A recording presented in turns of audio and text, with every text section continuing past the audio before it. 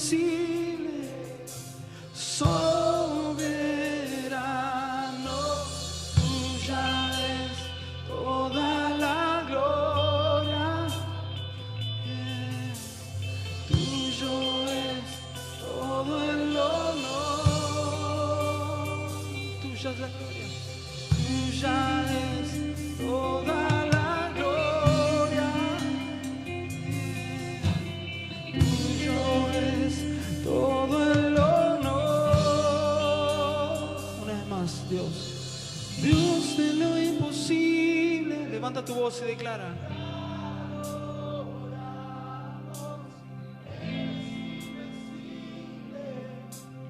Soberano, tuya es toda la gloria, tuyo es todo el honor.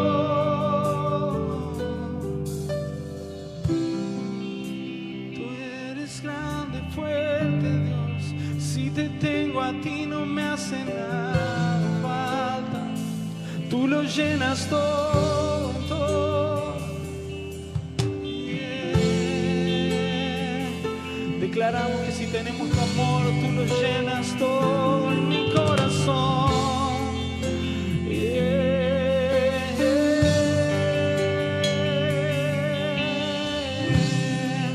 Me basta tu amor, me basta tu amor. Lo encuentro todo. Sí, Señor, me basta tu amor, me basta tu amor. Eres mi todo, vamos. A ti me basta tu amor. Declara con tu voz, Él es nuestra plenitud. En ti, mi Jesús, me basta tu amor, me basta tu amor. Eres mi todo y me rindo a ti. Me basta tu amor.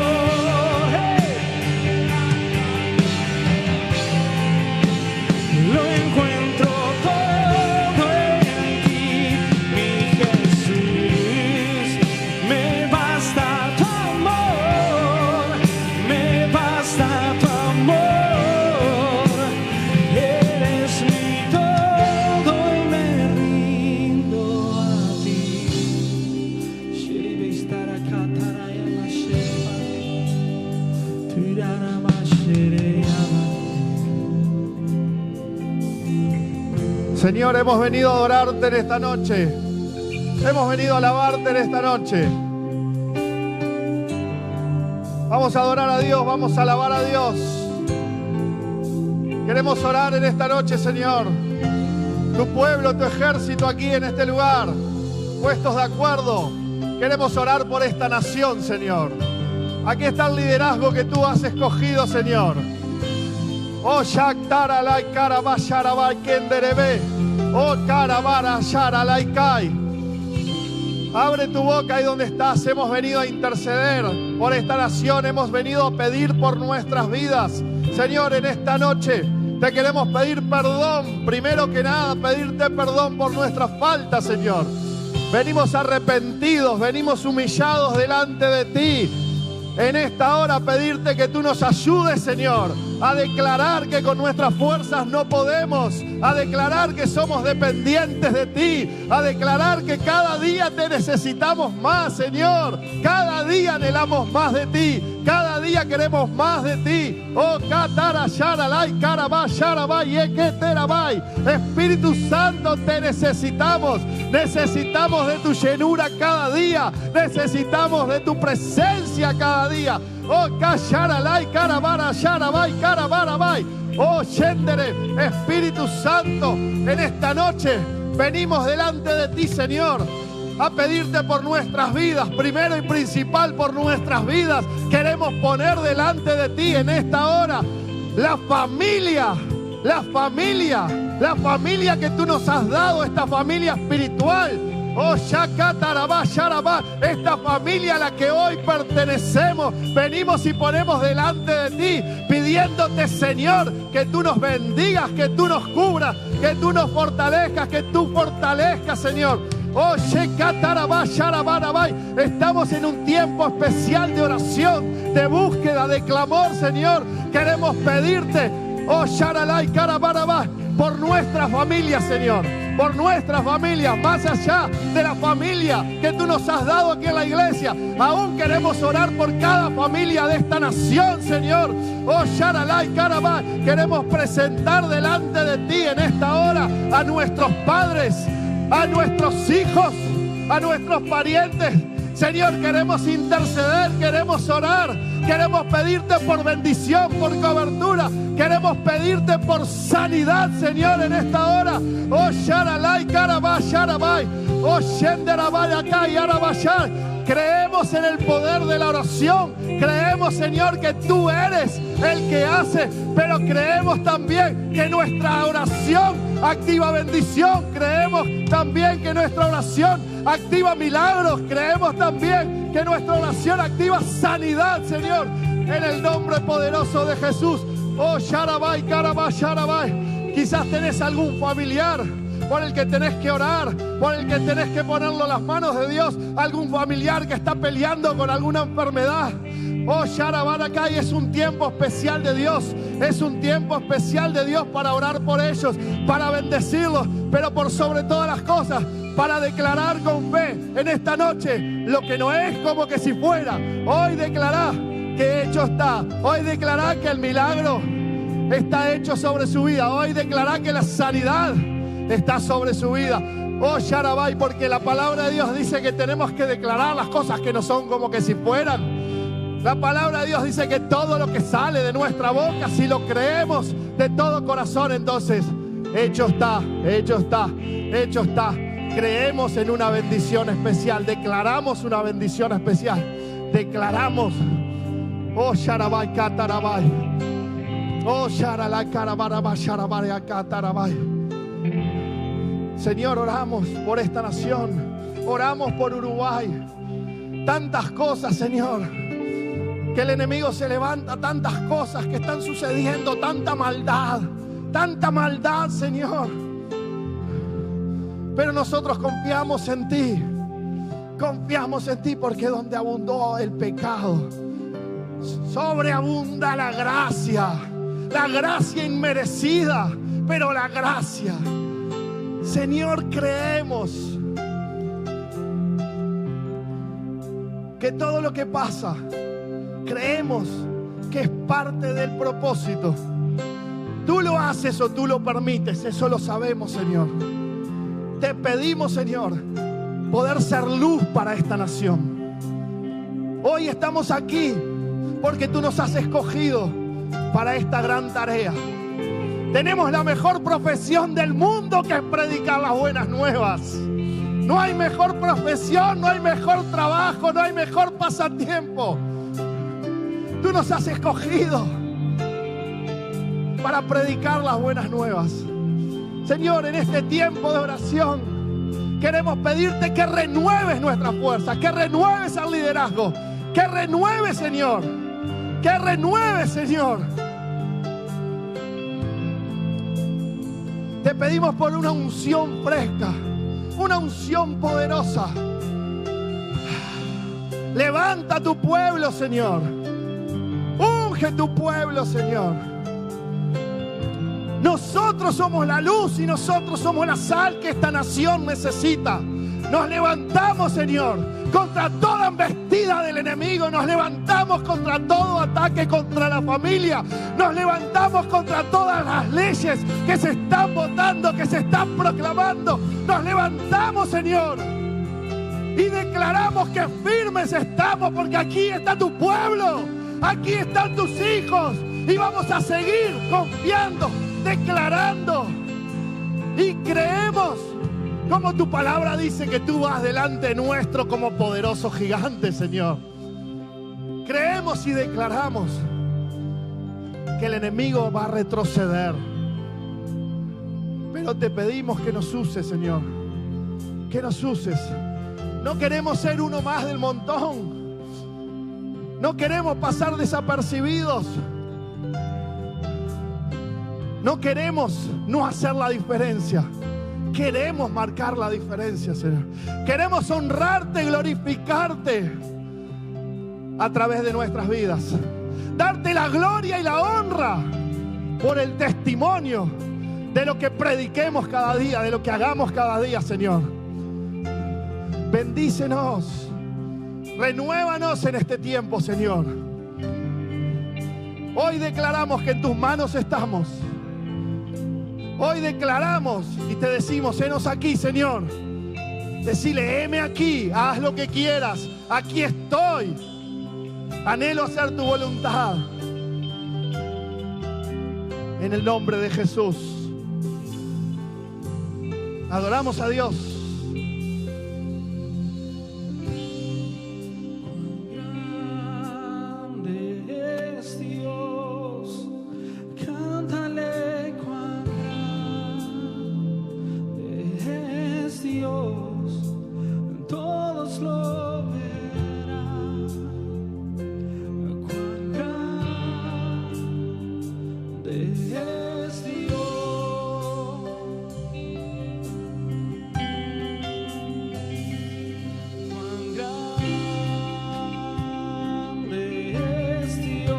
Vamos, cántale cuán grande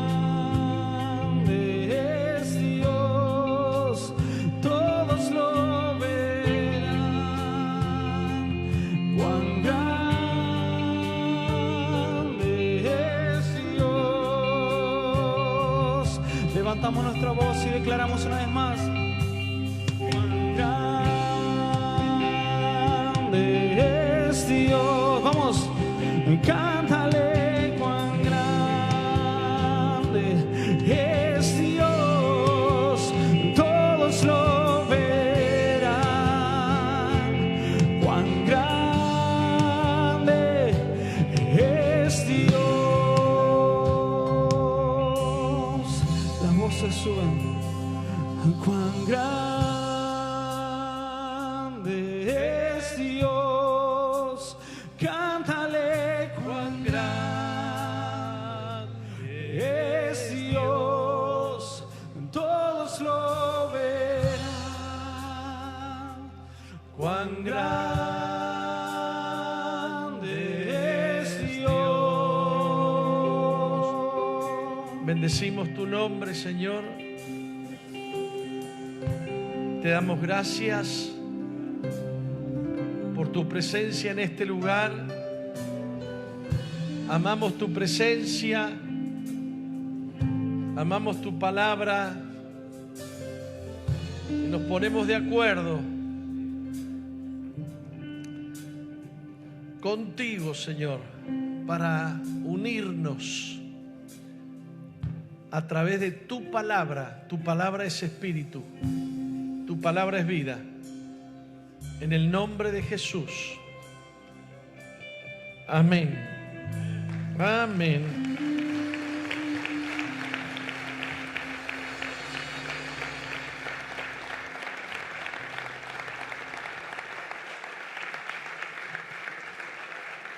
Gloria a Dios.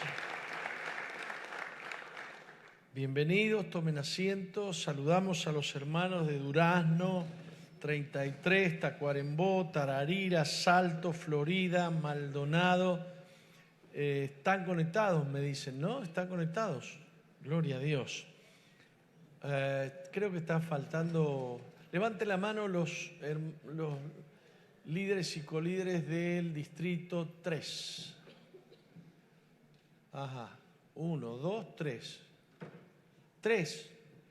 Pastor. A mí me levantaron la mano 3. 1, 2, 3, 4, 5. ¿Cuántas células tiene usted? 25. O sea que están faltando, tendría que ser unos 50 más o menos. Bien, bien. Bueno, O sea que estamos muy mal, Pastor Martín. Muy mal. ¿Cómo hacemos para la próxima? No, yo lo que quiero es empezar a cerrar las células de los líderes que no les interesa. ¿Está claro? Bien. Vamos a tomar en serio porque a veces se comenta y se habla que no hay estudios bíblicos, que esto y que lo otro.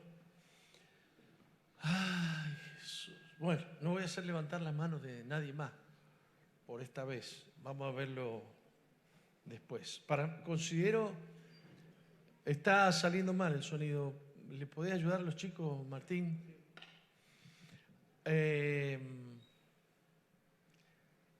Voy a tomar muy en serio el tema de la formación bíblica. ¿Está claro? Muchas veces me han criticado que a nosotros nos está faltando estudio bíblico. Pero me parece que los líderes tienen que estar acá. Los líderes tienen que estar acá. Y los colíderes. Y tienen que invitar a la iglesia. La iglesia también tiene que crecer. Tiene que estudiar la palabra de Dios. Tenemos este librillo que se titula La Biblia. Vamos a hablar de la Biblia. Vamos a entender algunas cosas, ¿no? Podríamos tener un trimestre entero acerca de la Biblia, pero vamos a dedicar un día a meditar un poco en este tema, porque no sé si a ustedes les han preguntado alguna vez, ¿por qué tengo que creer en la Biblia? ¿Esa pregunta la hace la gente o no? ¿Por qué? ¿Qué tiene la Biblia que no tenga el Corán? ¿O que el libro de Mormón? Y nosotros tenemos que tener fe y argumentos. Diga conmigo, fe y argumentos. Entonces, este librillo vale 80 pesos. ¿Alguien quiere llevárselo ahora mismo? Porque yo voy a seguir este librillo. Levante la mano a ver quién. Aquí hay uno. Allá hay otro. Ahí hay una hermana. ¿Y por acá? Algunos ya tienen, ¿no? Sí. Muy bien. Muy bien. Padre, guíanos en esta hora. Te lo pedimos en el nombre bendito de Jesús. Para el mundo protestante y evangélico, repito, para el mundo protestante y evangélico, la Biblia es la suprema autoridad. Diga conmigo, suprema autoridad. Es la autoridad más alta en cuestiones de inspiración, revelación y práctica. Dios nos baja, digamos, en forma visible y tangible a hablar con los hermanos. Dios se ha expresado o ha dado testimonio de sí mismo a través de escritos, a través de la Biblia.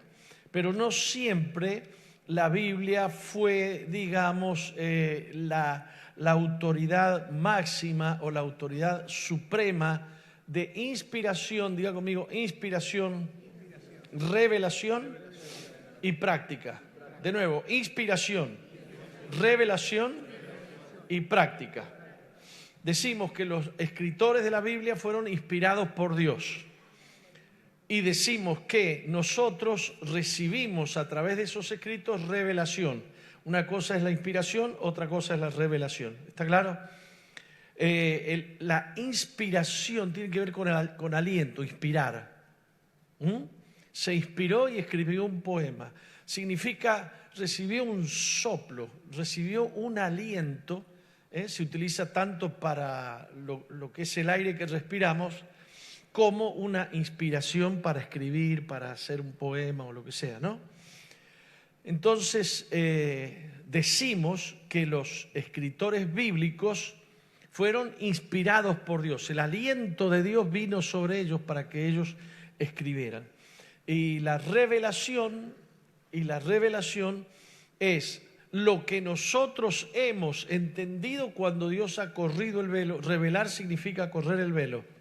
Lo que nosotros entendemos de lo que escribieron los que fueron inspirados. O sea, Dios deja ver su verdad a través de revelación. ¿Está claro? O sea, nada está sujeto al razonamiento humano. Nada es verdad si proviene. Si hubo alguien que escribió un libro de la Biblia, sin la inspiración de Dios, ese libro no sirve. No sirve, es palabra humana. Pero la Biblia es palabra de Dios. Y si alguno descubre una revelación que no viene por el Espíritu Santo, sino es el Espíritu Santo el que abre el entendimiento, entonces la revelación no sirve, es revelación humana. Entonces decimos, la más alta autoridad de inspiración, de revelación y práctica. Digamos, todo termina en lo que hacemos. Lo que hacemos tiene que ver con lo que dice la palabra de Dios, lo que enseña la palabra de Dios, que al creer que es inspiración del Espíritu Santo, entonces decimos nosotros hacemos lo que Dios quiere, hacemos la voluntad de Dios. ¿Se entendió? Decimos entonces suprema autoridad de inspiración, revelación y práctica.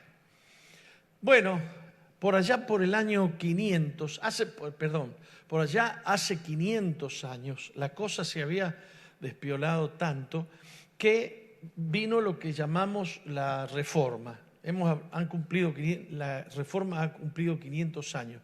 ¿Qué hizo la Reforma?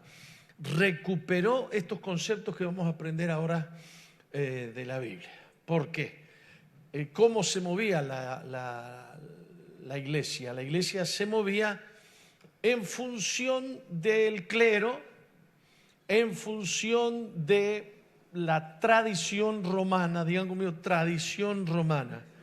¿Qué diferencia tiene la iglesia evangélica y protestante? También voy a tener que decir aquí dos cosas, explicar un poco. La palabra protestante.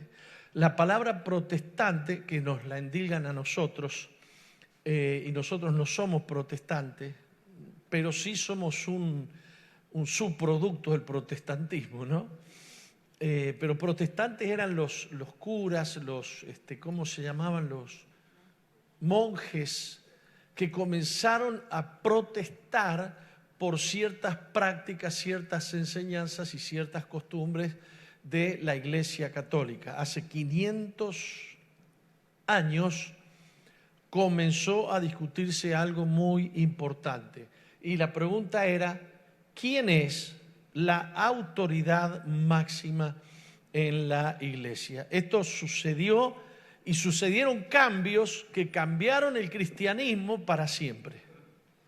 Sucedieron cambios que le dieron una nueva dirección al cristianismo. ¿Cuál era, digamos, la discusión? ¿Cuál es la autoridad soberana en cuestión de fe, inspiración, revelación y práctica? Roma decía, bueno, la autoridad es el Papa. Eso decía la Iglesia Católica. En otras palabras, nadie puede interpretar la Biblia, nadie puede leer la Biblia por sí mismo, porque hay una autoridad que es la que digamos, tiene la última palabra respecto de la Biblia. Entonces, la autoridad, decían, es el Papa. Y estos otros empezaron a decir, la palabra de Dios es la autoridad. La palabra de Dios es la autoridad. A ver, ¿debían las Escrituras someterse a la autoridad del Papa o debía someterse el Papa a la autoridad de las Escrituras? Qué frase, ¿no? Qué frase. Así que desde un punto de vista, el Papa dictaminaba lo que Dios quería y lo que él interpretaba. Cuando digo el Papa, digo la Iglesia romana. ¿Está claro? Eso por un lado. Por el otro lado, Estos otros decían, no. El Papa se tiene que someter a la autoridad de la palabra de Dios. Y esa fue la gran discusión. Les quiero contar que en la Iglesia Católica Apostólica Romana hay dos fuentes de inspiración divina. Una es la Biblia y otra es la tradición romana. ¿Qué es la tradición romana? Son las bulas papales y los dogmas que se han ido aprobando con el tiempo dentro de la Iglesia Católica. Por ejemplo, hay un dogma de fe o hay una enseñanza que es la Inmaculada Concepción de María. Ellos dicen que para tener a un hijo santo y puro y sin mancha, la que no tenía que tener mancha era la Virgen. Entonces dice, la concepción de la Virgen fue inmaculada, sin mancha. Inmaculada significa sin mancha. Mácula es mancha. ¿Está claro? Entonces ellos han aprobado eso, pero eso forma parte de la tradición romana. Nosotros no hemos encontrado nada en la Biblia. ¿Qué decidieron los reformadores? Lo que está en la Biblia vale, y lo que no está en la Biblia puede servir o no puede servir. Si se somete a la Biblia, sirve. Si no se somete a la Biblia, no sirve. ¿Se está entendiendo? Entonces, claro, comenzó esa gran discusión que terminó en un cisma de la Iglesia Católica. Y digamos, después de los protestantes, aparecieron los protestantes. Los anglicanos, aparecieron los luteranos, muchas corrientes protestantes que se separaron de la Iglesia Católica. Pero después aparecieron los cristianos evangélicos, con el tiempo aparecieron muchos, por allá por el año 1993 más o menos apareció una secta que se llama Misión Vida para las Naciones. ¿Me está escuchando? Entonces, el mundo evangélico está conformado por una cantidad de iglesias o de corrientes que surgen a partir de la Biblia y que reconocen a la Biblia como única autoridad divina. Entonces, no somos protestantes, pero tenemos el fundamento de los protestantes, la única autoridad de inspiración, de revelación, de práctica. La única autoridad de fe es la palabra de Dios. ¿Se está entendiendo esto? ¿Me podés poner de nuevo entonces cuál era la gran pregunta? ¿Debían las Escrituras someterse a la autoridad del Papa o debía el Papa someterse a la autoridad de las Escrituras? Llegó el momento que los protestantes dijeron se terminó. El Papa se terminó. Habían prácticas que eran totalmente antibíblicas y dijeron, bueno, el Papa se tiene que someter a la autoridad de la Biblia. Se terminó. Entonces ahí se produjo el cisma, por el cual muchos fueron, ¿cómo se dice cuando los sacan de la iglesia?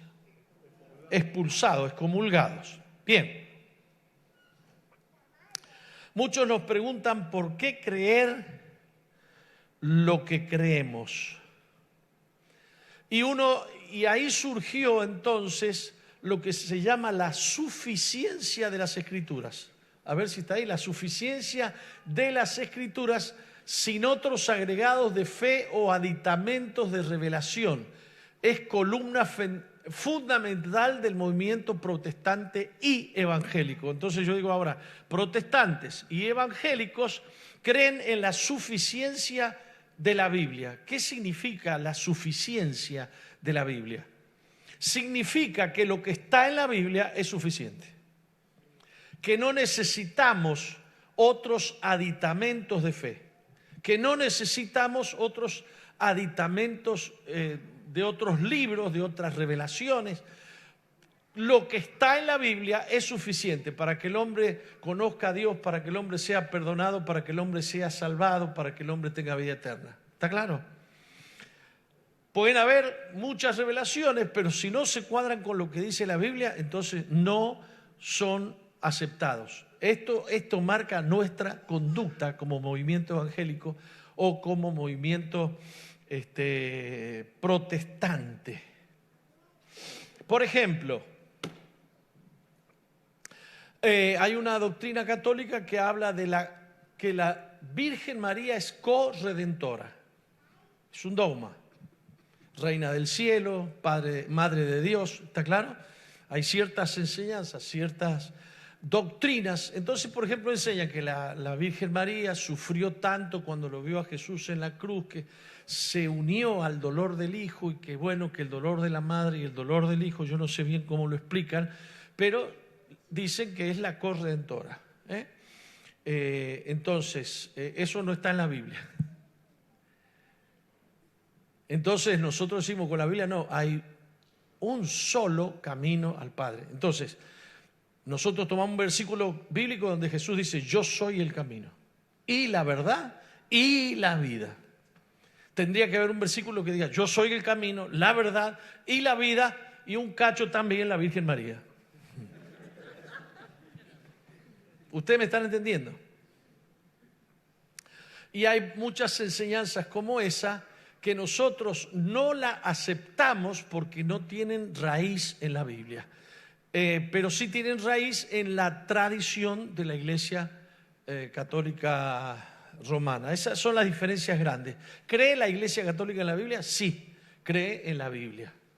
Podemos leer la Biblia católica acá, podemos leer la Biblia evangélica acá. La Biblia es la Biblia, pero hay cosas que no están en la Biblia y nosotros estamos firmes en que fuera de la Biblia no hay otra fuente de inspiración. ¿Se está entendiendo?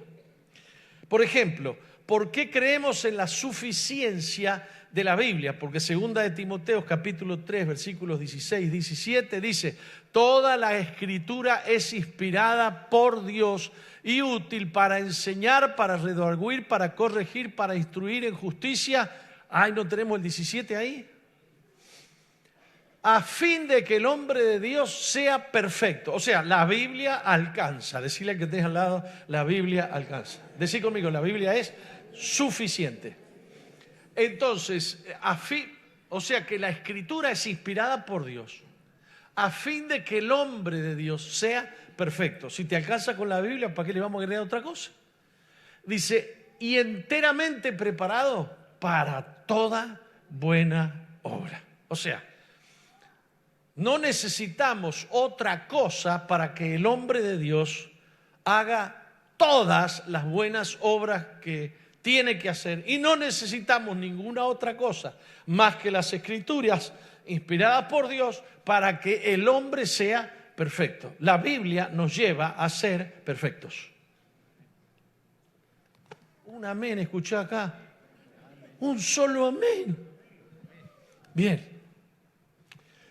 Así que nosotros tenemos que tener estas cosas bien claras, las tenemos que tener bien firmes, tenemos que entender esto. No es que hay ciertas costumbres en la iglesia que son costumbres que nos han llevado a la perfección en el camino, en el caminar con Dios. No, no hay costumbres, solamente hay costumbres que se enraizan en la enseñanza bíblica o no se enraizan en la enseñanza bíblica. Si la tradición, nosotros tenemos costumbres como iglesia, eso es tradición, tenemos ciertas costumbres. Si las costumbres se despegan de las verdades bíblicas, entonces tenemos que echarlas, tenemos que quemarlas, tenemos que sacarlas, porque sabemos que la palabra de Dios, que todas las escrituras son divinamente inspiradas, son inspiradas por Dios. ¿Está claro? A fin de que, poneme el 16.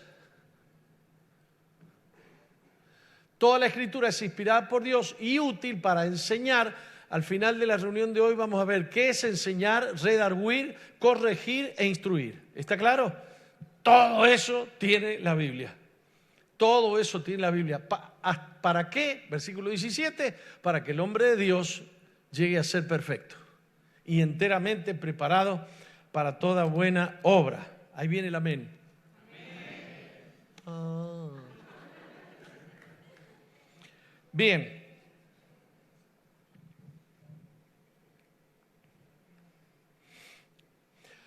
No solamente las corrientes protestantes y evangélicas hemos llegado a creer que la Biblia es la palabra de Dios y es suficiente, sino que hemos creído que toda la gente tiene que conocerla. Por ejemplo, el apóstol Pablo dice: la palabra de Dios more en abundancia en vuestros corazones. Diga conmigo: more en abundancia. En aquella época que se discutía si la Escritura era la autoridad o el Papa era la autoridad, la Biblia estaba solamente en latín. El latín lo dominaban el clero. La gente no sabía ni leer ni escribir y para colmo no hablaba en latín. En Alemania hablaban en portugués. ¿Amén? En Alemania hablaban alemán. Y en Inglaterra hablaban en inglés. Entonces ahí el cura hacía la ceremonia todo en latín y leía la Biblia todo en latín. Así que todos tenían que estar escuchando calladitos. Dominus Deus, tiribiri, trum, tim, tan.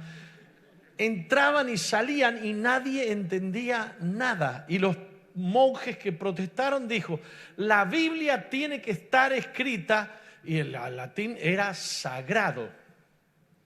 El latín era el idioma de Dios, el idioma del cielo.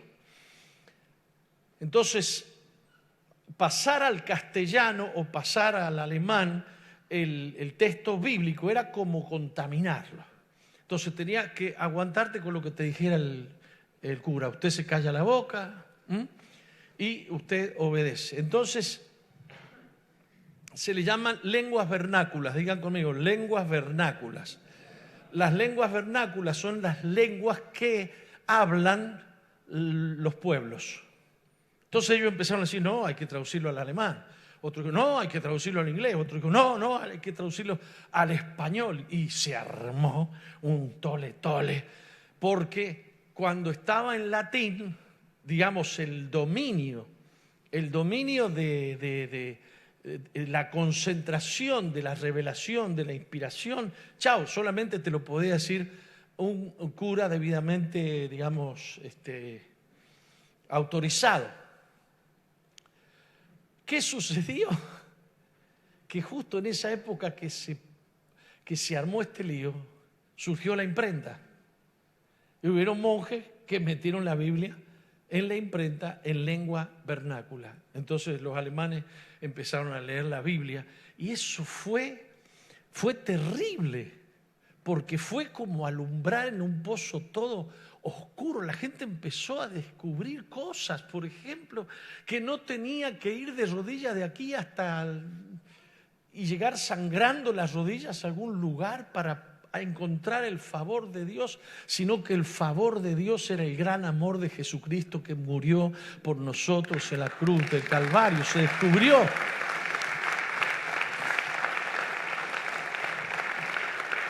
Que no era lo que hacíamos lo que nos traía salvación, sino lo que creíamos. Y lo que hacíamos era el fruto de la fe y no que el resultado de la salvación era el cumplir con las obras de la ley. ¿Cuántos están entendiendo? La Biblia se transformó en el libro de los libros, el libro más importante del mundo. Averigüen cuántos libros tienen 3.000 o 4.000 años y la gente lo abre, lo lee. ¿Me está escuchando? Hoy en día el libro más traducido a más idiomas en todo el mundo es la Biblia. Ha sido traducido a las lenguas de los indígenas en cualquier tribu, por todos lados. Y aunque todavía no se ha llegado a traducir la Biblia a todos los idiomas y dialectos, los idiomas y dialectos en los que está escrita la Biblia son miles. ¿Me escuchó? Todo surgió por aquella discusión hace 500 años. Entonces, ¿qué hizo el mundo evangélico, el mundo protestante? se esforzó y se puso de acuerdo en ofrecer al mundo las traducciones de la Biblia. ¿Lo tenemos escrito eso? En las naciones basadas en los textos originales en los que fueron escritas. Y aquí viene otro tema más.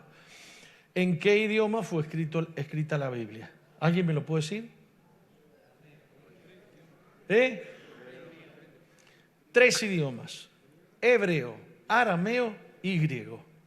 Todo el Nuevo Testamento en griego y el Antiguo Testamento en hebreo y en arameo, que era, digamos, el idioma del pueblo judío.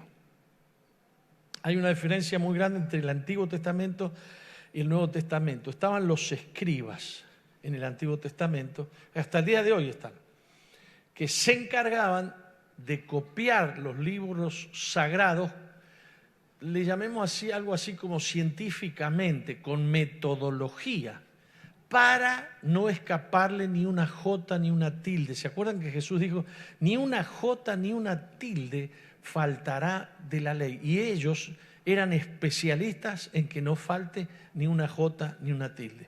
Si una copia de un escrito no tenía la cantidad de jotas, la cantidad de tildes, la cantidad de, bueno, vamos a decir, de A, la cantidad de B, la cantidad de C que tenía que tener, se rompía el escrito y se comenzaba a escribir de nuevo. El Antiguo Testamento tiene una severidad, digamos, y una justeza extraordinaria. El Nuevo Testamento está conformado por escritos de los apóstoles, que en la época de Jesús se hablaba el griego en todo el mundo antiguo conocido, porque los griegos habían conquistado el mundo y habían impuesto su cultura. De tal manera que cuando vinieron los romanos y sometieron al mundo entero, todo el mundo seguía hablando en griego. Así que era el imperio romano sometiendo al mundo entero y la cultura griega en todas partes. Hay algunos que discuten que no, que Mateo debe haber sido escrito en hebreo, porque no puede ser, que a los hebreos no le va a escribir un libro que no sea en hebreo, qué sé yo, pero no se ha encontrado ningún texto del Nuevo Testamento en hebreo. Todo lo que se ha encontrado es en griego. Entonces digo, había una Biblia que era la Septuaginta, en latín, que era el resultado de una traducción X y era lo que se conocía de la Biblia, lo que estaba escrito en latín.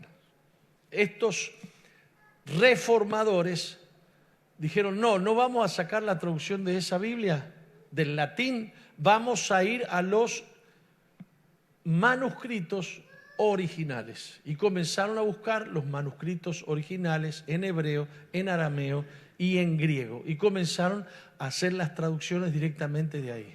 ¿Se está entendiendo? Ahora, cuando comenzó a escribirse la Biblia, habían determinada cantidad de manuscritos que eran muy pocos, muchos de ellos muy incompletos. Así que a ver si les explico bien cómo es la cosa. Escritos originales, que se le llama autógrafo, o sea, el que escribió el autor no existe, no hay ni uno que se pueda decir, uy, este lo escribió Moisés, o no existe. Lo que existen son copias, ¿está claro? Son cientos de años haciendo copias, cientos de años, miles.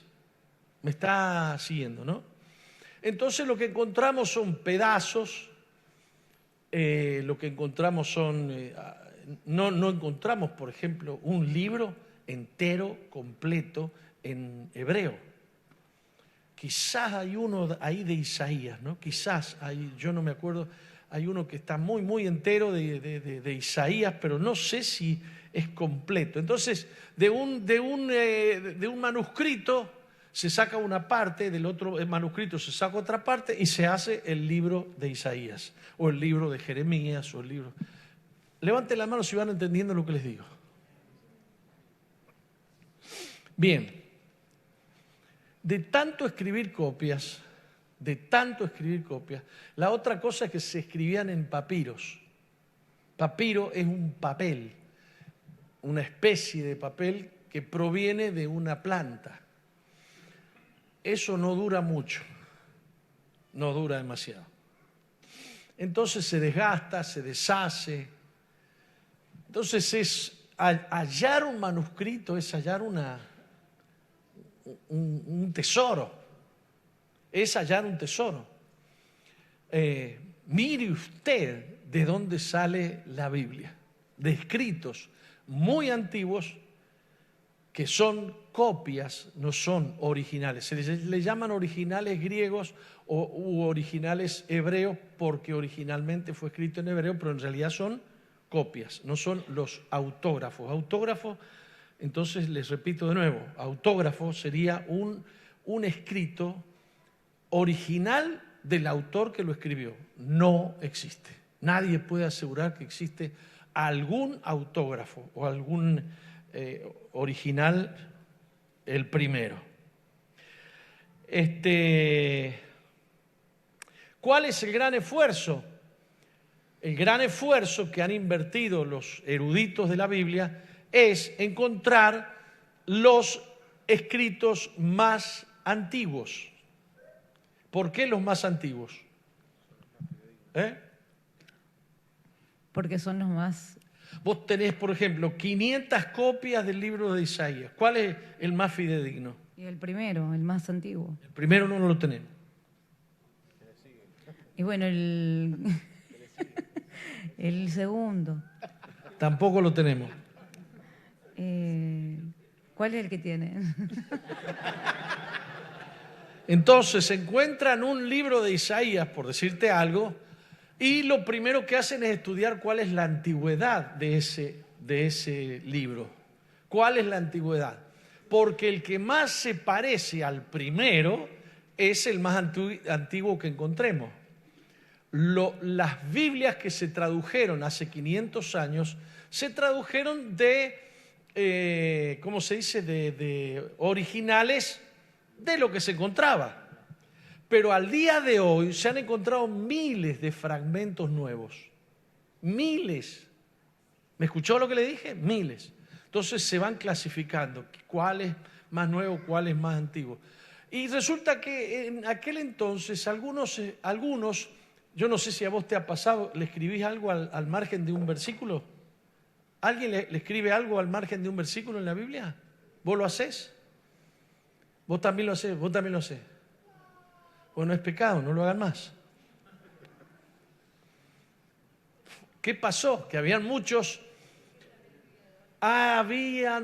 manuscritos que tenían un versículo que no era un versículo.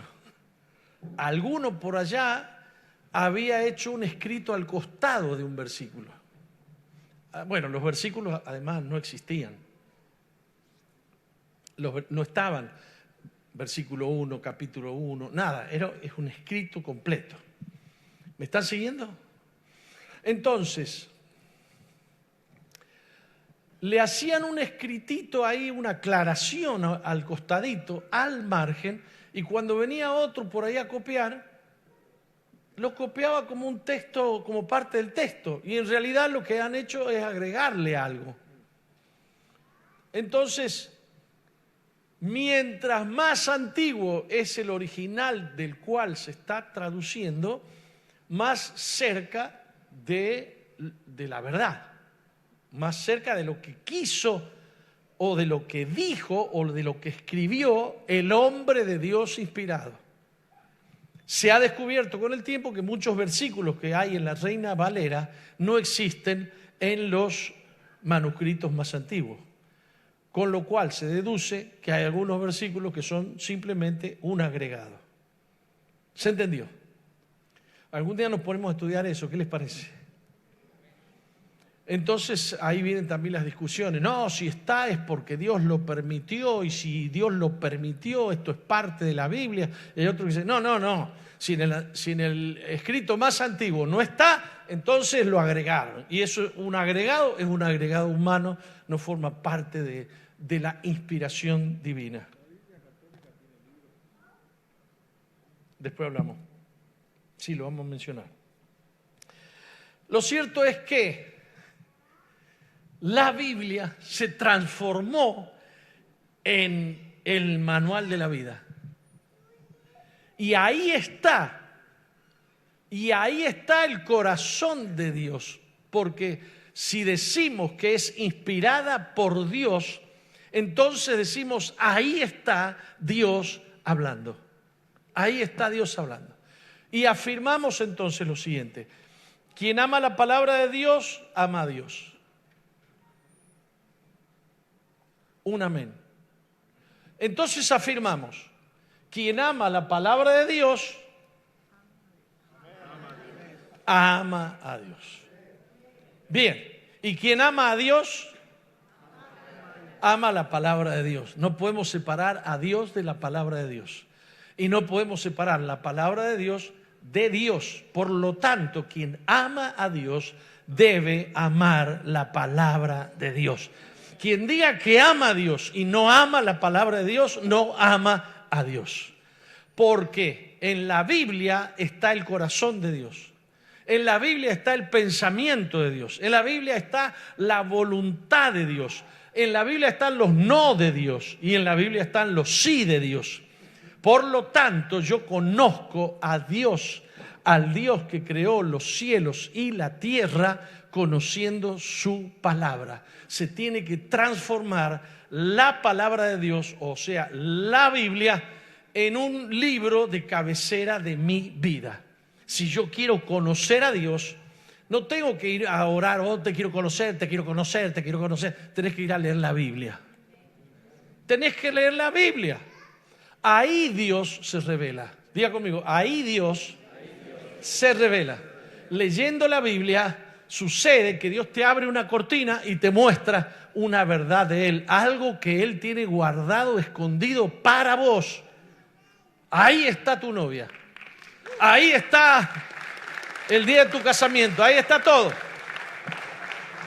Dale un fuerte aplauso al Señor.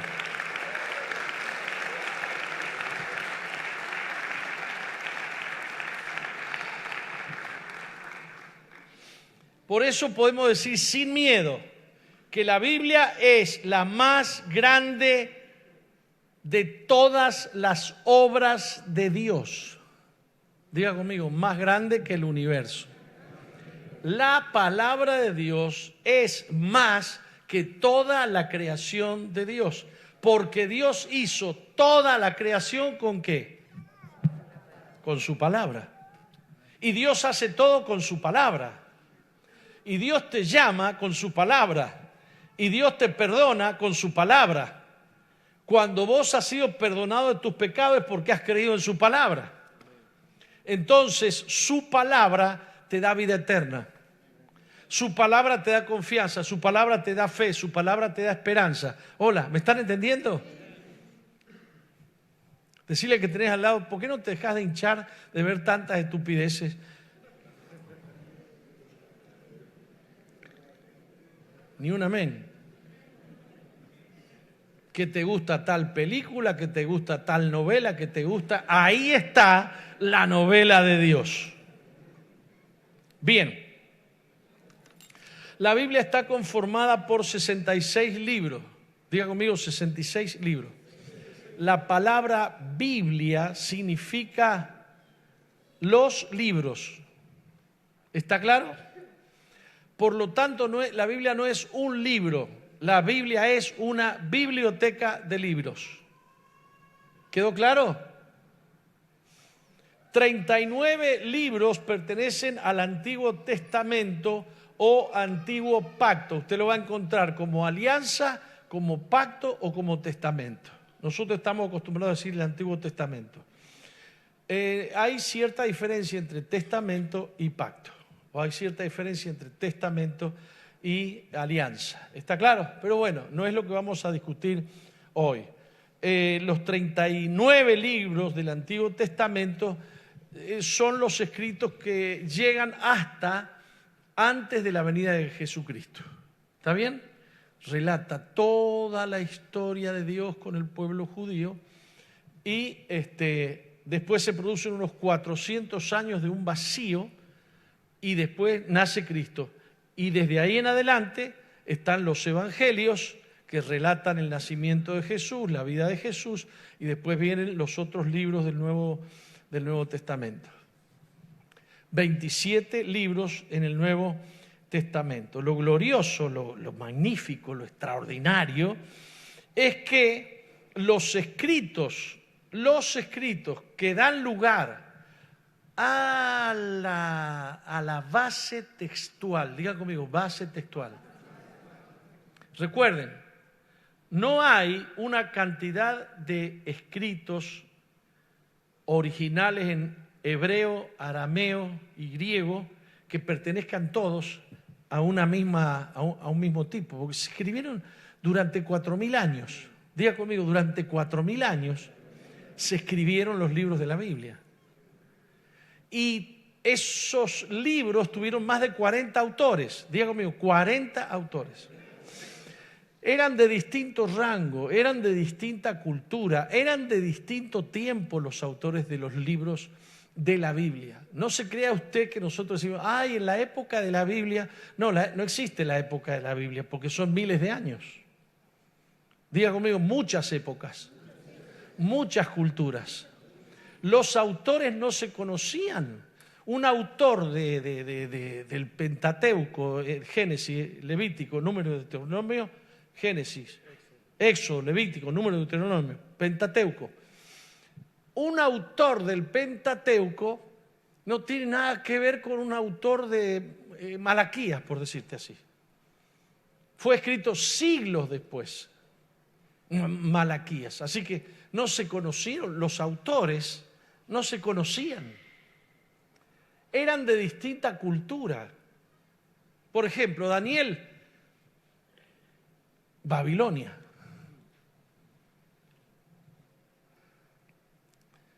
¿Está entendiendo?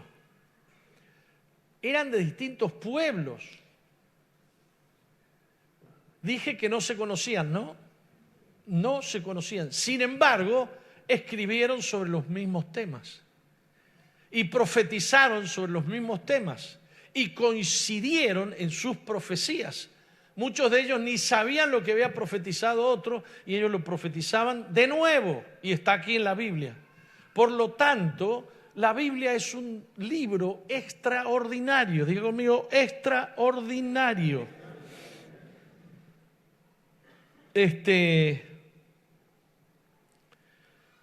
No se conocieron los autores. Cuando toda esta diversidad de personalidades, yo estoy siguiendo la carpetita esa que han comprado algunos y que otros no, pero me voy salteando, imagínense que no puedo tocar todo. Estoy agregando algunas cosas que no están escritas acá.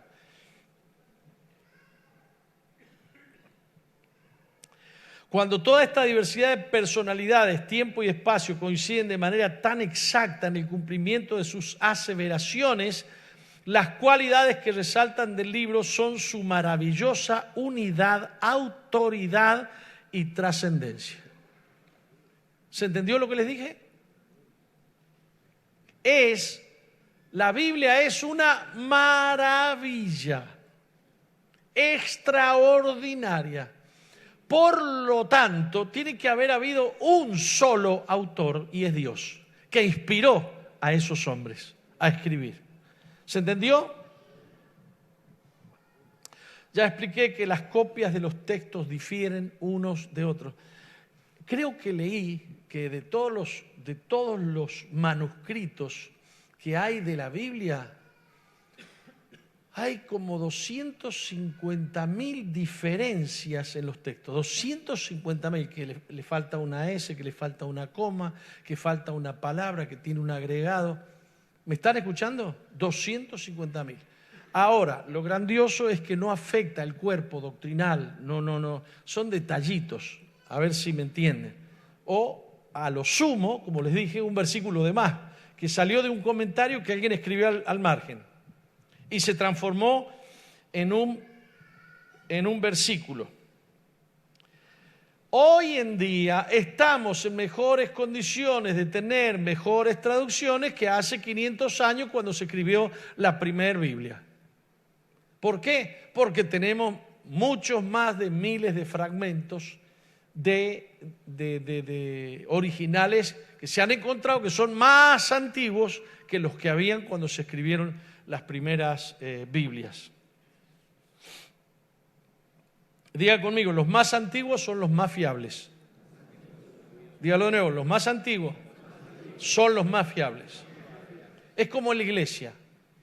El pastor tiene 67 años, es más fiable. Los viejos somos más fiables. Dígalo. No lo creen.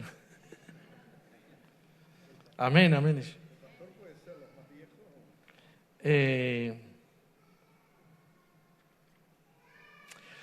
Quienes amen la Biblia y llenen su corazón de ella, serán traspasados, permeados con la vida, el pensamiento y la voluntad de Dios. Máxime que la mismísima Biblia dice que esas palabras que están ahí no son palabras, sino que son espíritu y son vida. Es la palabra de Dios. Tiene vida. Tiene vida. Por lo tanto, es imprescindible que nos aferremos a lo que la Biblia dice.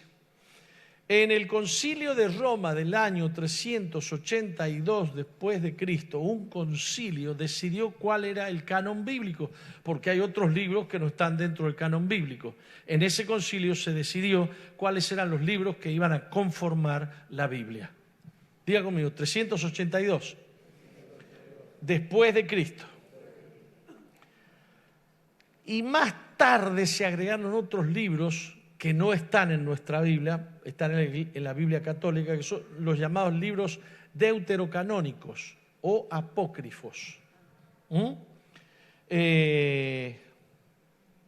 Son libros del Antiguo Testamento que no es que son falsos ni nada, son libros que tienen cierta autoridad o que tienen ciertas historias, pero que no han sido aceptados como dentro del canon bíblico. O sea, que la Iglesia Católica tiene algunos libros, 10 libros creo que son, 10 libros más que la nuestra. Pero aún la Iglesia Católica acepta que son deuterocanónicos, o sea que son significaría del segundo canon, no del primero.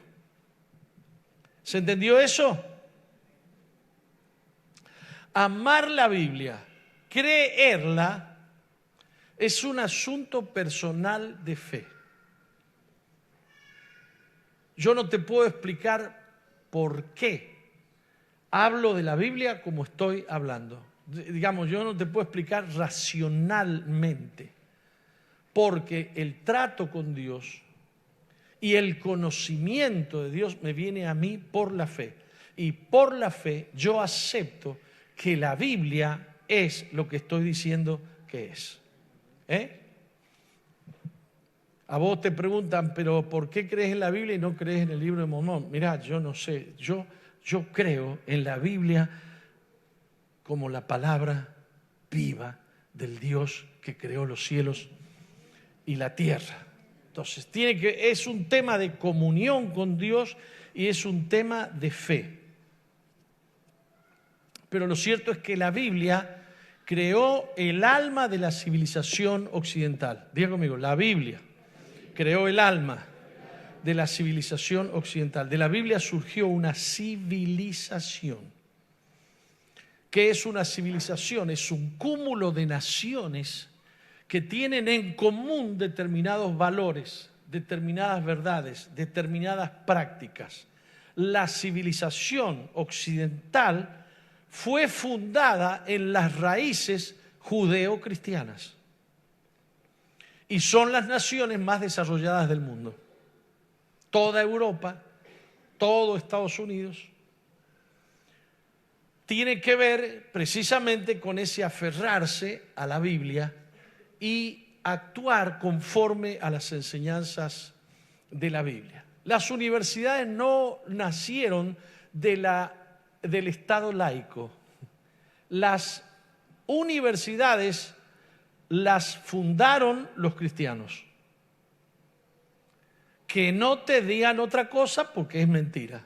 Las primeras universidades del mundo, o sea, el conocimiento científico, la ciencia, se desarrolló a partir de la libertad que le dio Dios a aquellos que creyeron en su palabra y comenzaron a tener una conducta de vida y comenzaron a tener ciertas...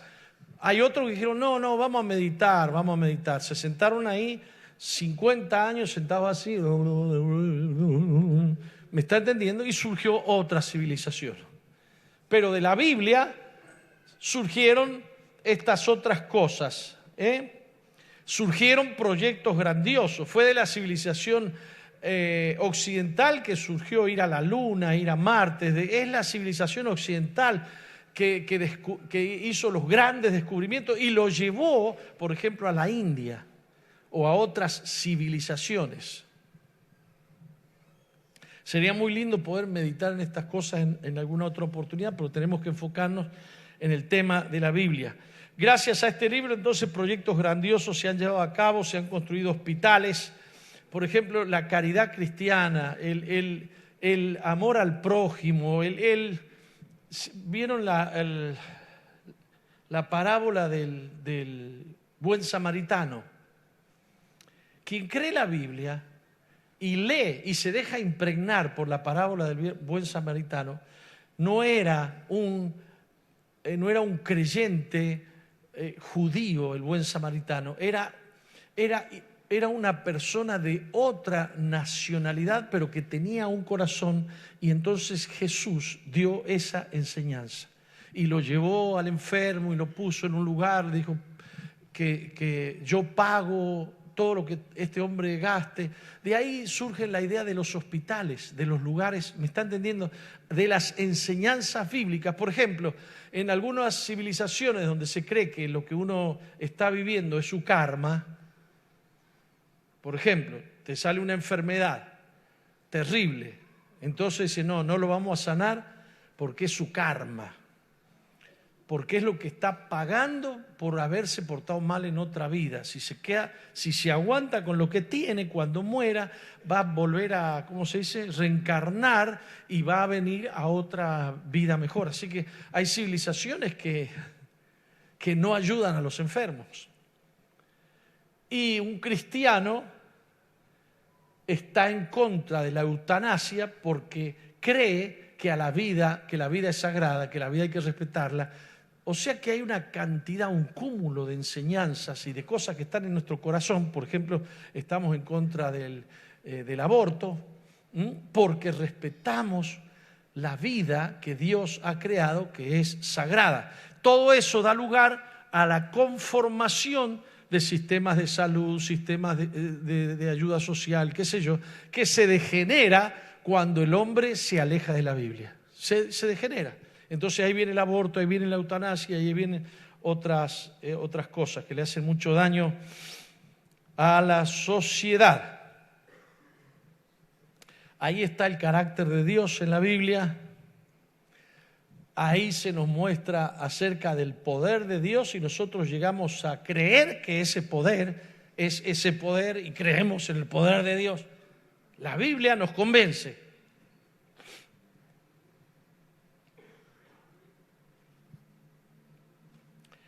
Y por eso creemos que el éxito o el fracaso de una vida, de un matrimonio, de una familia, tiene relación directa con el respeto y el amor que nosotros tengamos a la Biblia, a la palabra de Dios.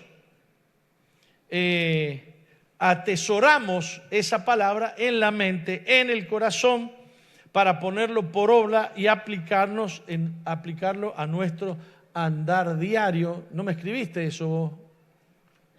Me pone olas. ¿Eso no lo escribiste? Entonces, ¿qué escribiste?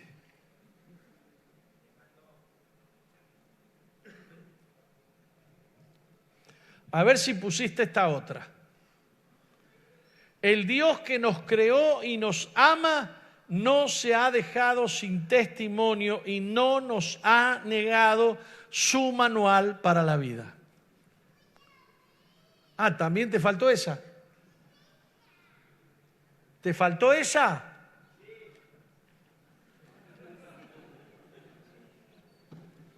Está de vivo este.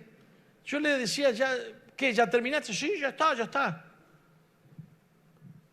No te puedo creer. Lo leo de nuevo. Tendría que estar escrito ahí. El Dios que nos creó y nos ama no se ha dejado sin testimonio y no nos ha negado su manual para la vida. ¿Qué es la Biblia? La Biblia es el manual del fabricante. Es donde el fabricante te dice, así te hice y así te quiero. Y así quiero que te comportes. Y vos tenés que ser como yo soy. Y vos tenés que pensar como yo pienso. No tu voluntad, sino mi voluntad. Entonces Dios, diga conmigo, Dios no se ha dejado sin testimonio. El testimonio de Dios es la palabra de Dios. Vamos ahora por algunas frases que vamos a ver si este muchacho las ha colocado.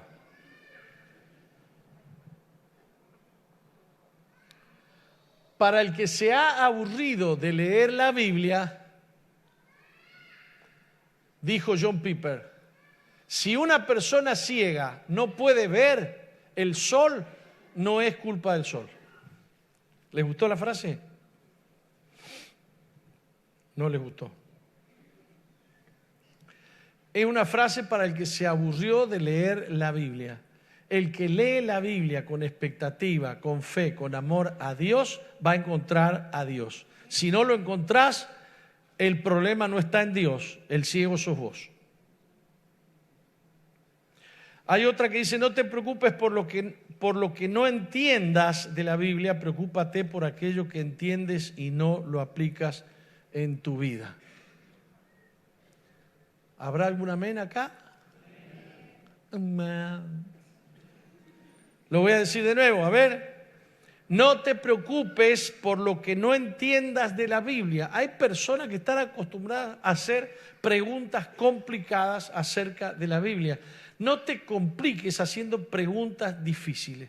Allá en Haití se levanta un tipo, me dice, apóstol, si Jesús no hubiera hecho la pesca milagrosa, entonces Pedro no hubiera creído. Y yo lo miro así y le digo, vos estás haciendo preguntas complicadas. Si mi abuela no estuviera muerta, estaría viva. ¿Qué te vas a poner a hacer preguntas complicadas de cómo hubiera sido la historia de la humanidad si Cristo no hubiera venido a la tierra? No, vino. Iba a decir carajo, pero no lo puedo decir. ¿Cómo hubiera sido la vida si la Virgen María hubiera dicho que no quería tener en su vientre? No hagas preguntas difíciles. Simplemente aquello que sabés que tenés que hacer, que está en la Biblia, que eso sí te ocupe y te preocupe. Hay gente complicada que le gusta hacer preguntas difíciles. ¿Y por qué Dios quiere que nosotros... Es el jefe, loco.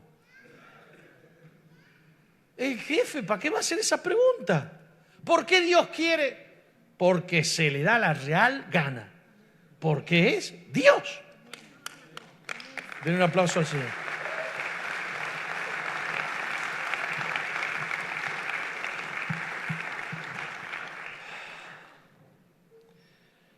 Otro dice, la Biblia es la única ventana en este mundo por el cual podemos ver la eternidad.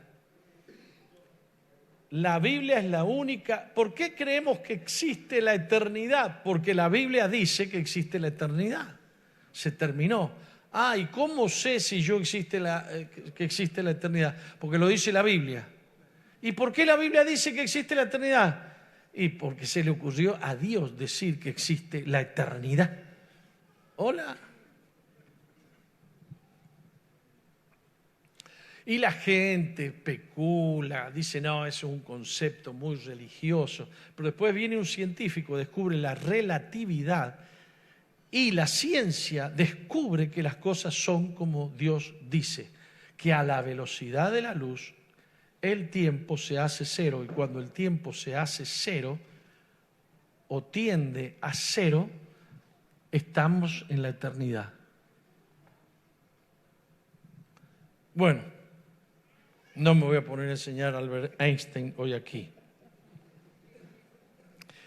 Thomas Jefferson, presidente de los Estados Unidos, dijo: la Biblia hace a la mejor gente del mundo. La Biblia hace las mejores madres. La Biblia hace los mejores padres. La Biblia hace a los mejores políticos. La Biblia hace a los mejores empresarios. La Biblia hace a los mejores empleados. Los mejores empleados surgen de las enseñanzas de la Biblia. Las madres más buenas del mundo surgen de las enseñanzas de la Biblia. Dele un aplauso a la Biblia.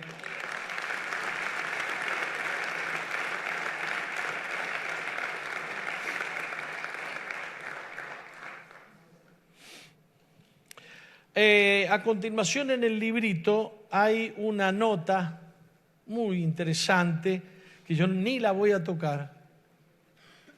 Muy interesante. Y salto hasta la página 7 para aquellos que tienen.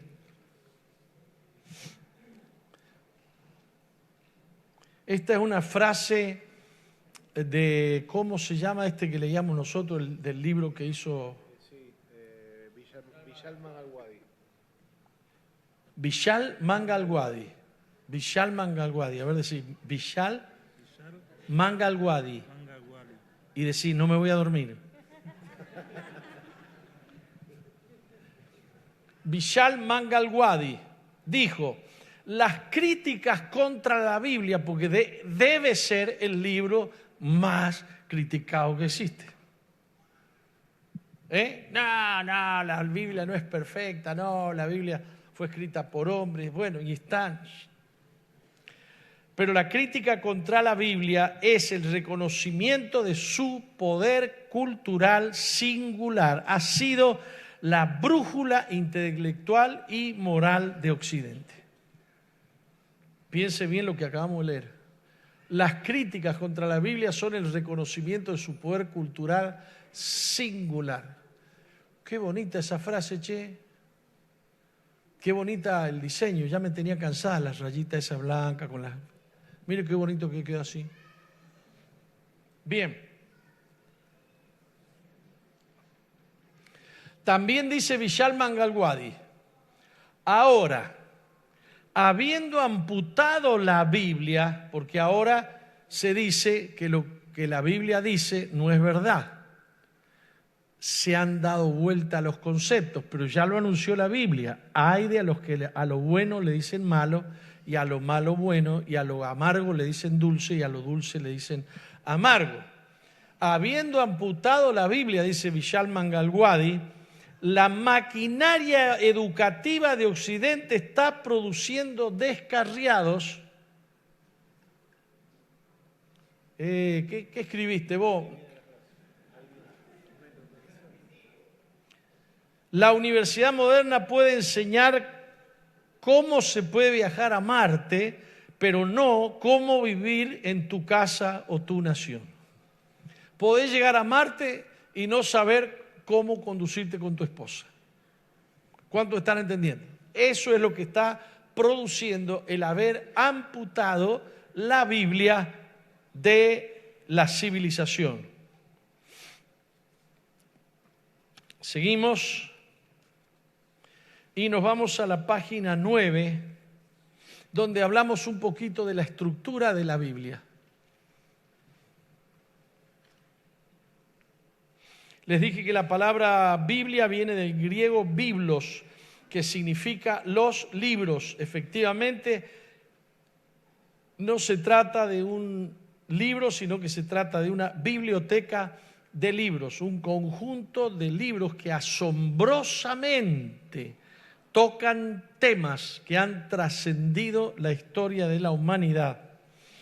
La unidad de la Biblia sorprende porque esos autores no se conocían entre sí, Sin embargo, escribieron sobre los mismos temas, logrando coincidencias asombrosas y una unidad en el mensaje que solo un autor, Dios mismo, podría ser quien inspirara durante miles de años. ¿Tampoco está eso? Estás de vivo.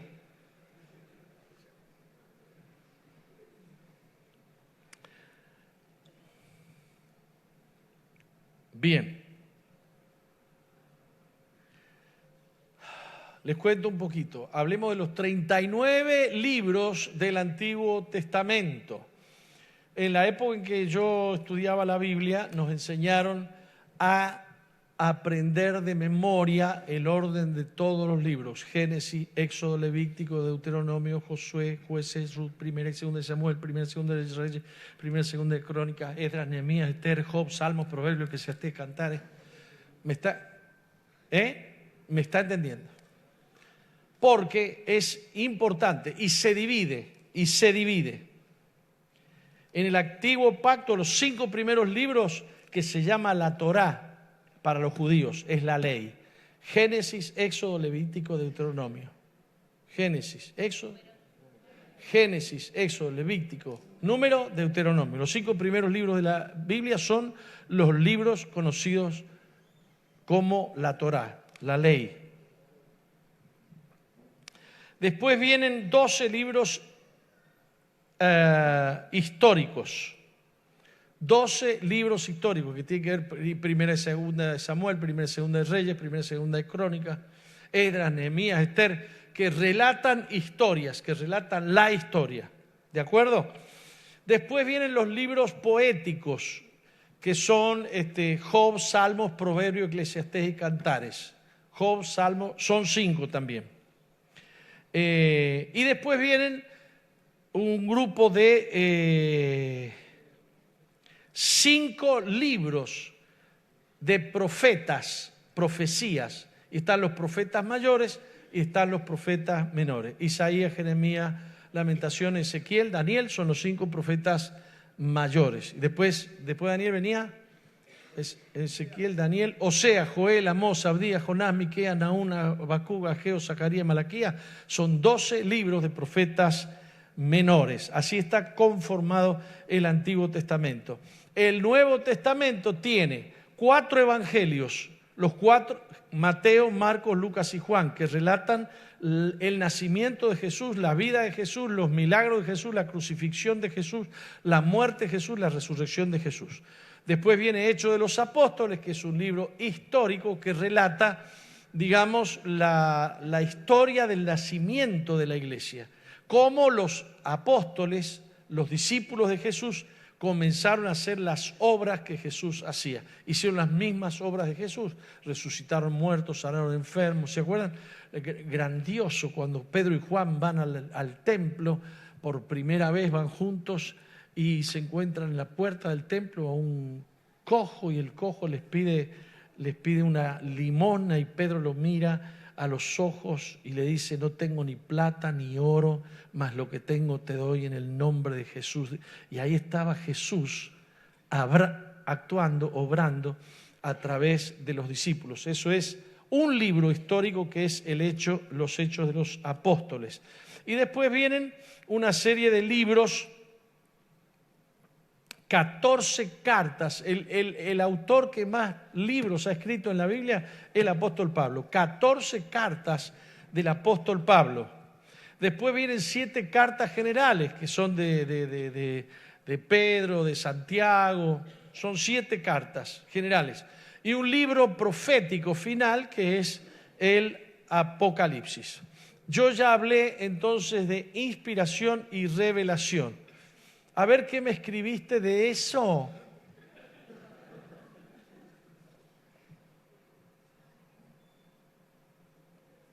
Segunda de Pedro, capítulo 1, versículo 20, dice: entendiendo primero esto, que ninguna profecía de la Escritura es de interpretación privada. Hay unas traducciones de la Biblia que lo explican mejor. ¿Alguien tiene una NBI por acá?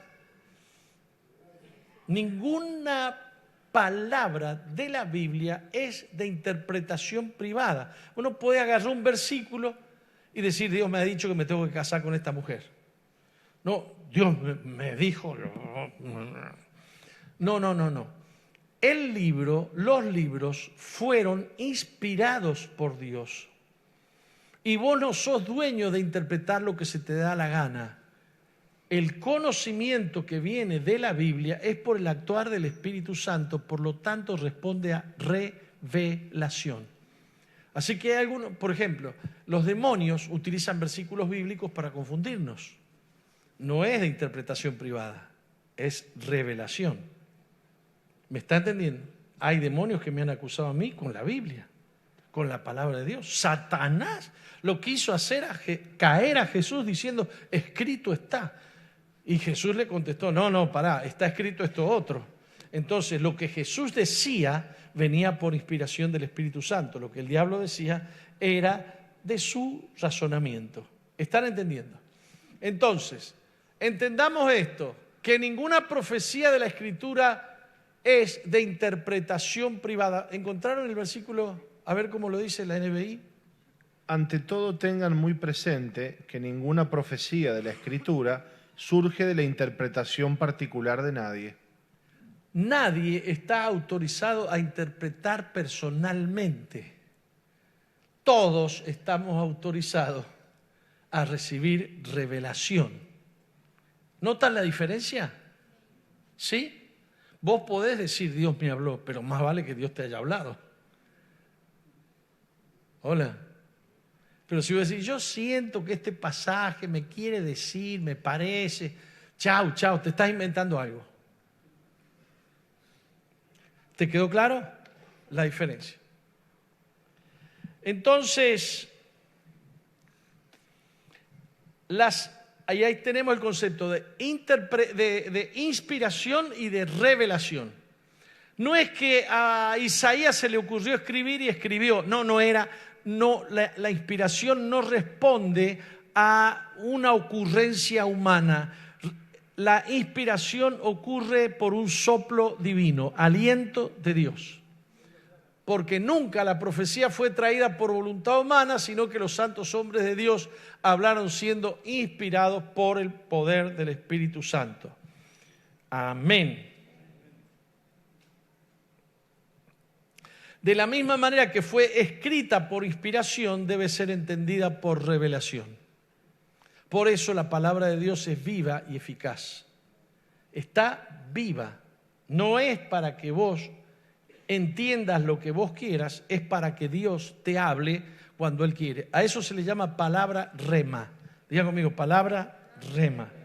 Está la palabra logos, que es lo que está escrito acá, que es tinta china o tinta y papel, pero está lo que Dios te habla en un momento determinado para una situación determinada. ¿Está claro? Vamos a un punto que dice, ¿qué produce la palabra de Dios en las personas? Segunda de Timoteo capítulo 3, versículo 16 dice, toda la escritura, ya la dijimos al principio, ¿está claro? Toda la escritura es inspirada por Dios y útil para enseñar, para redarguir, para corregir y para instruir en justicia. Por ejemplo, enseñanza. El capítulo 5 de Mateo, busquen el Evangelio según San Mateo. No vamos a leer todo el capítulo, pero ustedes van a ver ahí cómo hay enseñanza sobre el adulterio. ¿Qué más? Dígame.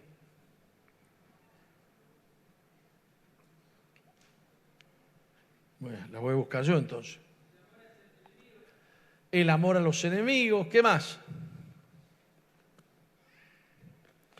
Diga conmigo, útil para enseñar. Lo que vos no sabés, lo vas a aprender de la palabra de Dios. Dios te va a enseñar lo que es bueno, lo que es recto, lo que es justo. Todo eso está ahí. Diga conmigo, la palabra de Dios es útil para enseñar. Y toda la palabra de Dios es inspirada por Dios.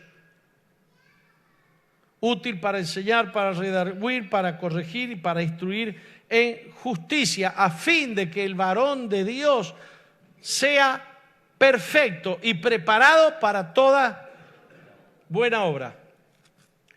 A ver, yo voy a buscar el 5, Mateo capítulo 5.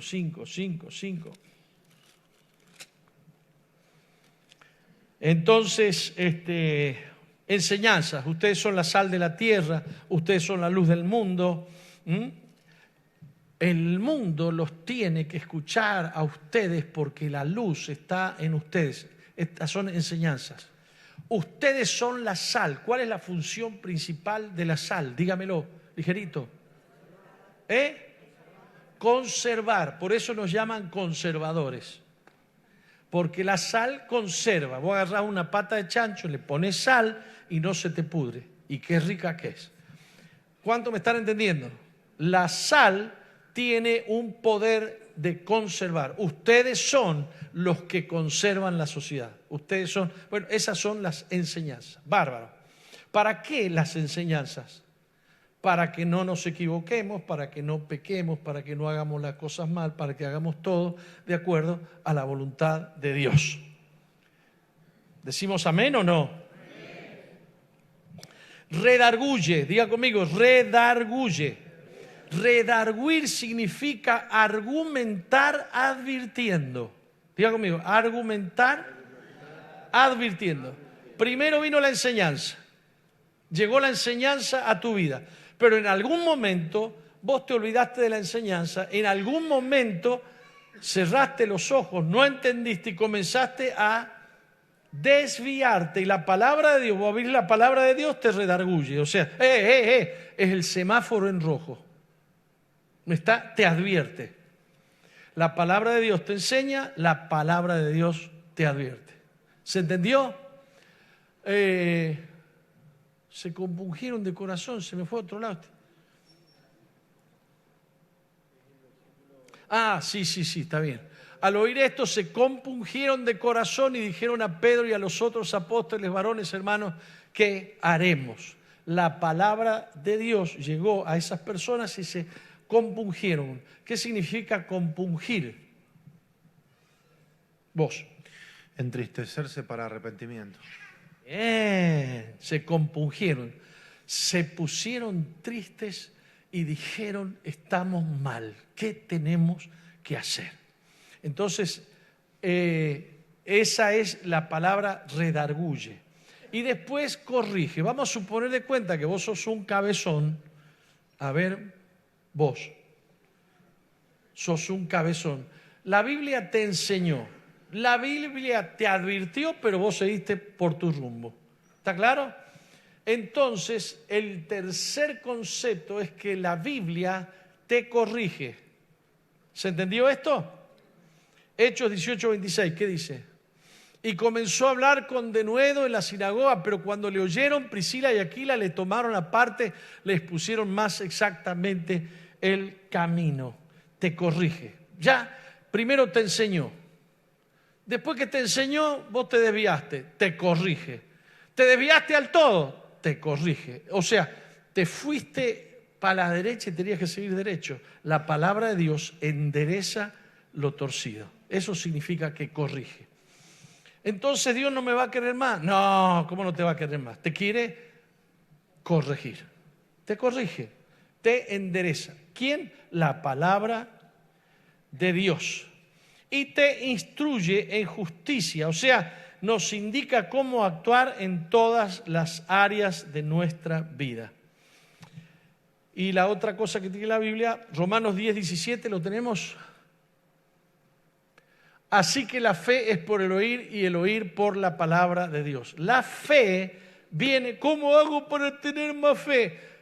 Amá la palabra de Dios. La fe viene por el oír y el oír produce la fe, diga conmigo, produce la fe. Proverbios 4:20 al 22. ¿Qué dice?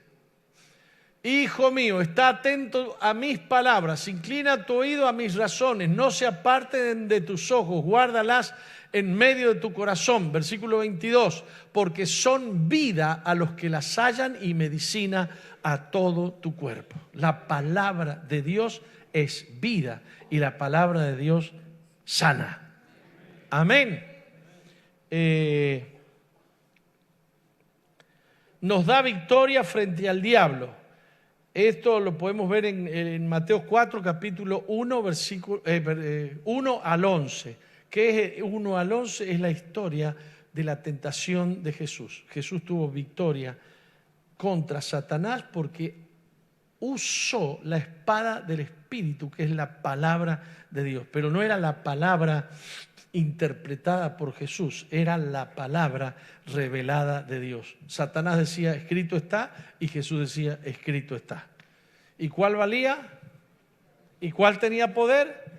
La que decía Jesús, porque Jesús estaba en comunión con el Padre, porque el Espíritu Santo lo había llenado a Jesús. Yo no sé si ustedes se acuerdan que antes de ir al desierto para ser tentado, Jesús fue lleno del Espíritu Santo, y el Espíritu Santo le dio, le inspiró, le recordó la palabra viva de Dios. En Hebreos capítulo 4, versículo 12, la Biblia se compara a una espada más cortante, porque la palabra de Dios es viva y eficaz y más cortante que toda espada de doble filo. Diga conmigo, más cortante que toda espada de doble filo. ¿Qué significa doble filo? Que si vos la abrazás, corta para este lado. Si no la abrazás, corta para el otro. O te sana, te bendice, o te destruye. Porque es un pecado conocer la palabra. Es mejor no conocer la palabra de Dios que conocerla y no respetarla. Hola. La misma palabra que te levanta, la misma palabra te juzga. Por eso dice que vamos a ser juzgados. Bien. Otro pasaje dice que es dulce como la miel. La palabra de Dios es comparada a la miel. Hay muchos versículos que hablan de esto. Ahí viene, ahí viene, ahí viene. Deseables son más que el oro y más que mucho oro afinado, y dulce más que la miel y que la que destila del panal. Quien encuentra la palabra de Dios, la saborea, la ama, la respeta más que a una película de Netflix. La palabra de Dios es dulce más que la miel. Esto le pasaba a David. Esto le pasaba a David. David amaba la palabra de Dios. El Salmo 119, el más largo de la Biblia, escrito por David, habla de cuánto él ama la palabra de Dios, sus mandamientos, sus estatutos. También habla Jeremías 23, 29 de que la palabra de Dios es fuego que purifica y también es martillo que deshace. ¿No es mi palabra como fuego, dice Jehová, y como martillo que quebranta la piedra? Porque habían unos profetas que decían palabra de Jehová, palabra de Jehová.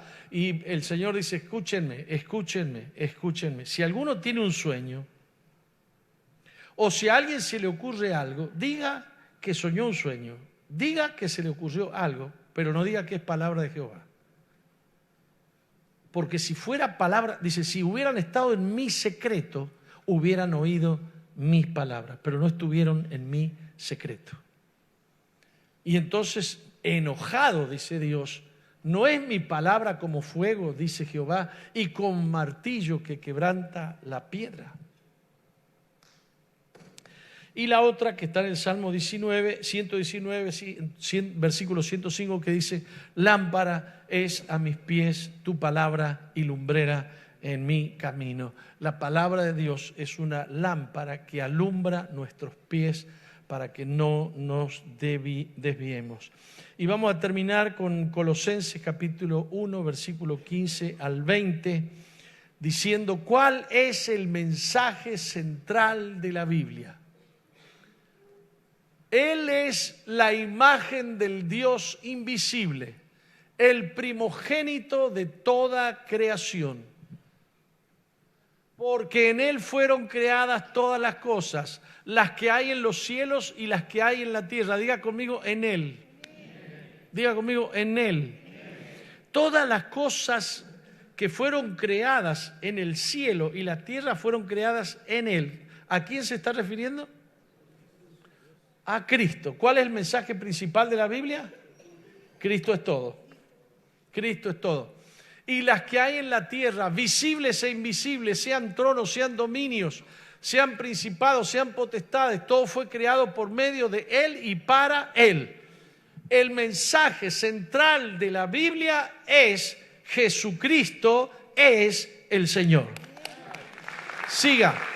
Y Él es antes de todas las cosas. Diga conmigo, Él es antes de todas las cosas y todas las cosas en Él subsisten. Cristo es antes que todas las cosas y todas las cosas en Él subsisten. Y en Él fueron creadas y para Él fueron creadas. Siga. Y Él es la cabeza del cuerpo, que es la iglesia, el que es el principio, el primogénito de entre los muertos, para que en todo tenga la preeminencia. Siga, versículo 20. Por cuanto agradó al Padre que en Él habitase toda plenitud. De nuevo, toda plenitud. Diga conmigo, toda plenitud. Que en Él habitase toda plenitud. Plenitud significa toda llenura. Toda llenura. Todo, un versículo dice, Él es todo en todos. Él es todo en todos. Y por medio de Él, Dios quiso reconciliar consigo todas las cosas. Y aquí te volvés loco. Las que están en la tierra como las que están en los cielos. Cuando Cristo murió en la cruz del Calvario, logró no solamente nuestra salvación o nuestra reconciliación con Dios, sino que logró la reconciliación de todas las cosas con el Padre, las que están abajo en la tierra y las que están arriba en los cielos, haciendo la paz mediante la sangre de su cruz. ¿Cuál es el mensaje central de la Biblia? Fíjese, Génesis 1:1. En el principio creó Dios los cielos y la tierra estaba en caos, la tierra estaba desordenada, oscura, vacía. Y dijo Dios, sea la luz. Diga conmigo, dijo Dios. Otra vez, dijo Dios, habló Dios. San Juan capítulo 1, versículo 1, dice, en el principio era el verbo, y el verbo era con Dios, y el verbo era Dios. O sea, la palabra, en el principio era la palabra, y la palabra estaba con Dios, y la palabra era Dios. Cuando Dios dijo, sea la luz, ¿quién estaba actuando? Cristo. Él es la palabra. Él es la palabra. Por lo tanto decimos, Jesucristo, principio y fin de todas las cosas, Redentor y Salvador del hombre. ¿Quién dijo, yo soy el alfa y la omega, el principio y el fin? ¿Quién lo dijo? Cristo lo dijo. Amén. ¿Terminamos acá? Consigan el librito, léanlo, estudienlo, subrayenlo, escriban al margen, pero no agreguen versículos a la Biblia. Amén. Oramos. Padre, te bendecimos en esta hora y te damos gracias por lo que nos has traído en esta oportunidad. Te queremos honrar, te queremos bendecir, porque tú eres el dador de todo bien. Todo don perfecto viene de ti, Señor, y nosotros hoy queremos pedirte que nos des amor para amar la palabra de Dios. Hemos aprendido que quien te ama a ti, ama tu palabra. Y quien ama tu palabra, te ama a ti, Señor.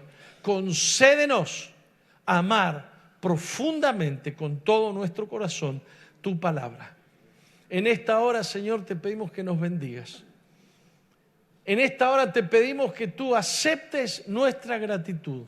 Y queremos hacer presente nuestra gratitud a través de ofrendas y a través de diezmos. Queremos ahora, Señor, ofrendarte a ti. Yo quiero bendecir cada persona que en esta hora dispone su corazón para darte lo que pueda, lo que tenga. Bendice cada persona que en esta hora dispone su corazón para darte a ti lo que tu Espíritu Santo le marca que tú le des. En el nombre de Jesús. Amén. Amén. Vamos a levantar la ofrenda. Levante la mano a ver si hay gente que tiene diezmo. ¿Alguien trajo diezmo? Aquí hay un hermano que tiene diezmo. Le vamos a dar un sobre. ¿Alguien más? Ahí hay 2 personas más que van a diezmar. Los hermanos en los anexos que están siguiendo esta reunión no se van sin ofrendar, no se van sin diezmar. A ver, allá en Florida digan amén. En Salto digan amén. En Rivera digan amén. No oigo. Aleluya. Vamos a levantar la ofrenda.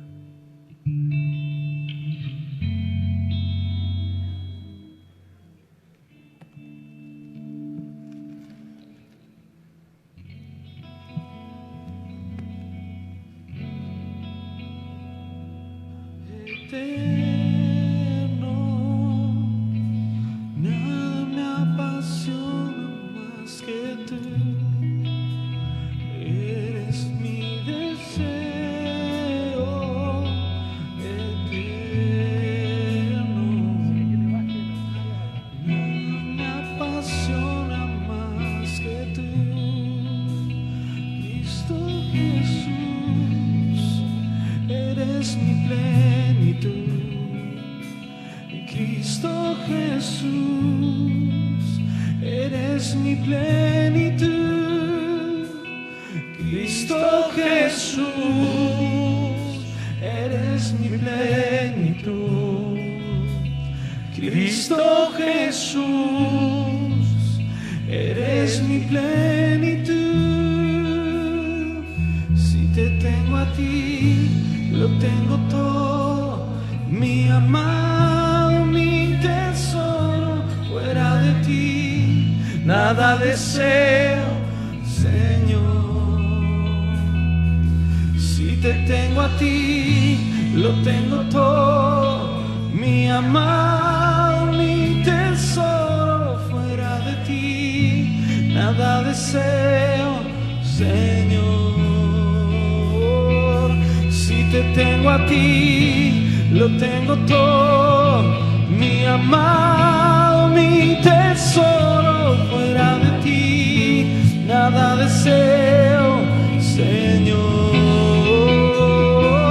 Si te tengo a ti, lo tengo todo, mi amado, mi tesoro. Fuera de ti, nada deseo, Señor.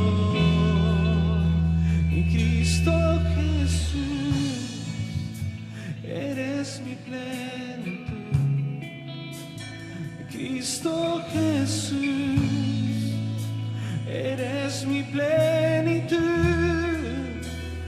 Cristo Jesús, eres mi plenitud. Cristo Jesús, eres mi plenitud. Te invito a ponerte de pie si ya ofrendaste. Si tienes diezmos, pasa enfrente para poder entregarlos.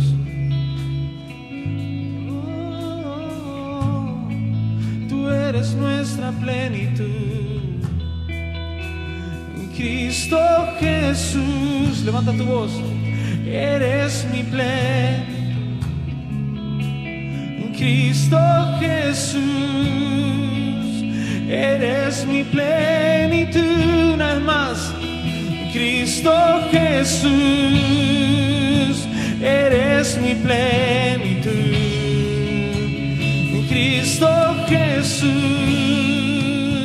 eres mi plenitud. Si te tengo a ti, lo tengo todo, mi amado, mi tesoro. Fuera de ti, nada deseo, Señor.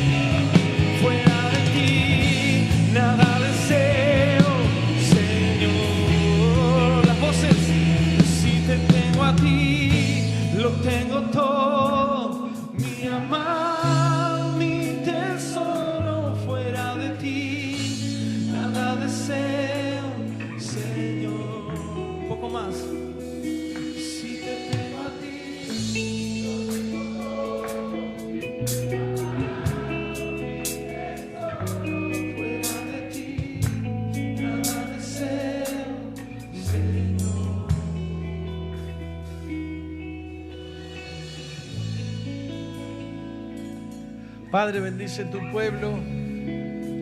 Bendice tu pueblo hoy aquí. Te lo pido en el nombre de Jesús.